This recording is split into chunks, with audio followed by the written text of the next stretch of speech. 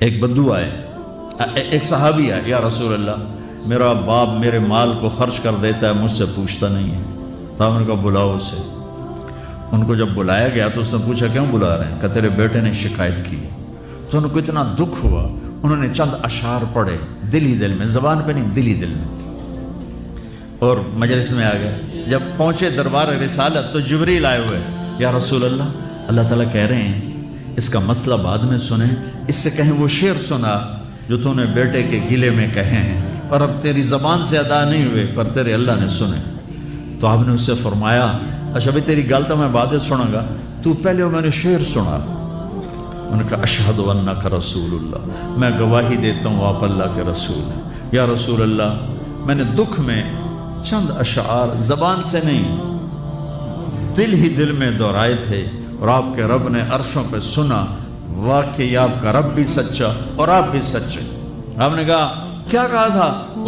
کہا میرے بیٹے جس دن تو پیدا ہوا ہم نے اس دن اپنی ذات کے لیے جینا چھوڑ دیا، ہم نے تیرے لیے زندگی کا سفر شروع کیا، تجھے ٹھنڈی چھاؤں میں بٹھانے کے لیے گرم ہواؤں سے لڑا، تمہیں ٹھنڈی ہواؤں سے بچانے کے لیے برفانی راتوں میں کام کیا، تیری ایک مسکراہٹ دیکھنے کے لیے ساری ساری رات تڑپا، ساری رات اپنے آپ کو کوہلو کے بیل کی طرح اپنی ساری جوانی کا رس نچوڑ کے تیری ہڈیوں میں ڈال دیا، میں بوڑھا ہوتا گیا، تو پروان چڑھتا گیا، میری کمر جھک گئی، تیری کمر اٹھ گئی، میری ٹانگوں سے جان نکل گئی، تیری ٹانگیں مضبوط ہو گئی، میرے ہاتھ کانپنے لگے، تیرے ہاتھ مضبوط ہوئے، میں لڑکھڑانے لگا، تو اترانے لگا، تو مجھے خیال آیا کہ جیسے میں اس کے لیے دھکے کھاتا تھا، اس کی زندگی کی دعائیں مانگتا تھا، اس کے لیے تڑپتا تھا، چلو آج میرا یہ سہارا بنے گا۔ لیکن جب تجھ میں جوانی کی لہر دوڑی